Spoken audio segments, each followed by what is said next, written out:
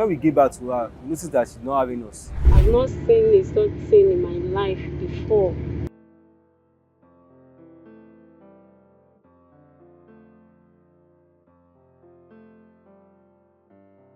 My name is Oladapo, the father of Imisi Oladapo. My name is Mrs. Oladapo Olabisi. I'm Imisi's mom. When we gave back to her, we noticed that she's not having us. So our nose was blocked. We did not notice what happened to her. It was the next day when my mother-in-law came that she checked. So she said her anus is not opened, and we also checked also. But she's passing out feces through her private parts. So we took her back to where I gave birth to her. So the doctor checked and directed us to one hospital at Mowe. So when we get there, the doctor checked and said it's open but it's close to our private parts. So after he was giving me appointment, so I was taking her there. So when she reached 3 months, she was unable to pass out the feces. Feces have stored in her back. Then we rushed her to. We've taken her to Osut, then last suit. That was where they did the colostomy for her. So they told her that there's no space for her to do the second surgery because she's going to pass through 3 different types of surgery. So they said till next year.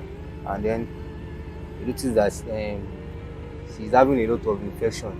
So we later tried another private hospital, which is Olabisi Onabanjo University Teaching Hospital. So when we get there, they check her. So after they said they had to invite doctor for us to check. So they did not later attend to us there. So that was when we come to another private hospital, which is Evercare Hospital. And during the admission, so Abenon's Foundation come for assistance. They assist us with the tests, even our bills, come to clear our bills. And since then, they've been assisting us. So from there, they made life easy for us. And now we found the hospital we can do the surgery. And Abenon's Foundation still supports us. We got to meet Imisi Oluwa January this year, that's January 2025, while we were having a children medical outreach. We had gone to a hospital to support children who needed, support. We had initially gone with the intention to help with medication and, tests, but we got there and we saw very severe cases, very, very severe cases. We realized that, we have to do so much more. We went there with the intention of helping 3 children. We did help 3 children, but from January till now, June, as at the time of recording this video, we have helped 11 children. Imisi is our 11th child. So we met her while we were at the hospital helping some other children. And her story really, really struck, something in us, because Imisi is a girl child. The situation she's in, we don't wish it on any child.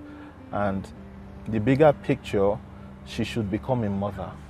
She should have her children, have grandchildren, start a generation. And we wanted that for her.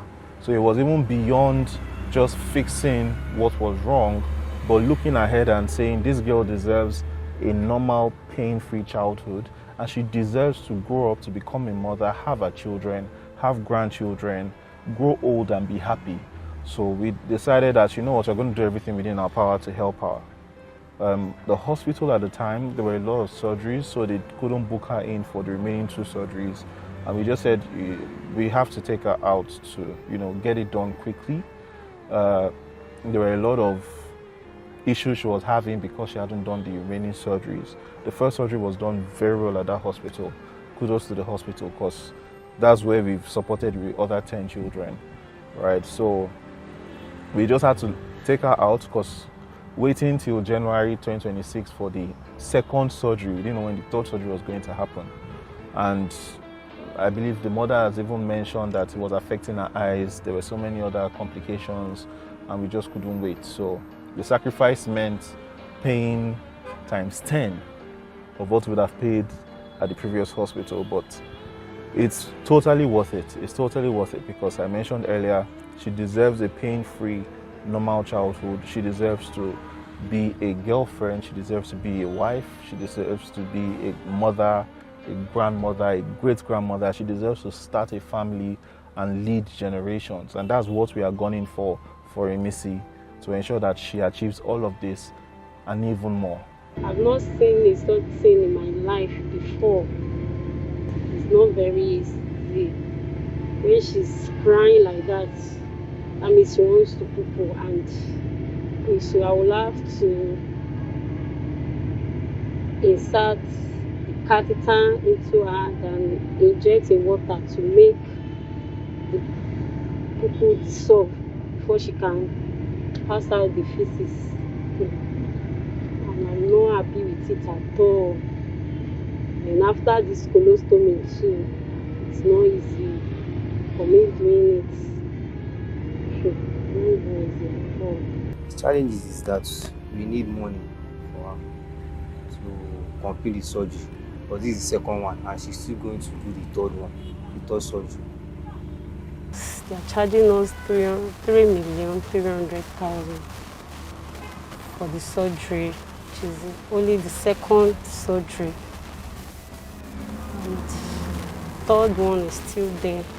I'm begging on Nigerians, they should please and support me for Imisi surgery. Please, they should support the Abenos Foundation with whatever things they have. They should use it to support us. Begging Nigerians, the Almighty God continue to bless you all.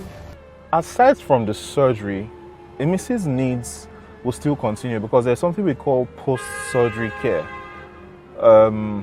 I can't mention certain details because they are rather gory and social media might not permit us to post them, but she was born without an anus, and so you might be asking, where has she been passing stool from for the past 18 months? Or sorry, 20 months, right? Yes, I don't want to put answers to that, but just imagine what that has been, and she still has to pass stool because she has to eat. So that's part of the surgery care, and in fact, she uses 2 diapers. Diaper already is expensive, but every time she uses a diaper, she has to use 2. So if she has to be changed 2-3 times in a day, that means 6 diapers as against normal 3 diapers. That's just part of it. And then we have to get her, in fact, every time we visit the hospital before this surgery, anytime we send them to the hospital, support their logistics, pay for consultation, we almost always have to buy a drug for her every week. We almost always have to buy a drug, and this would continue because after the surgery, she will need to get more drugs. She will need to even get more things to take care of the new surgery. Now, we have that plus 2 diapers, plus a particular type of diet that you have to be on. So we really need your support. It's even beyond just raising money for the surgery, but being able to assist the family. Things are really difficult. The father is trying, the mother is trying, they're really trying their best. The mother is a teacher, to the best of my knowledge. The father is a farmer. There's only so much they can do, but they have been really incredible in supporting Imisi, and we would just like to, support as much as we can, right? So please, we really need your support for the surgeries, for the post-surgery care. The second surgery, there'll be a post-surgery care. The third surgery, there'll be a post-surgery care, and by the grace of God, our goal is to ensure that Imisi finishes the surgery and she's able to resume school either the last quarter of this year or next year, because she has not started school.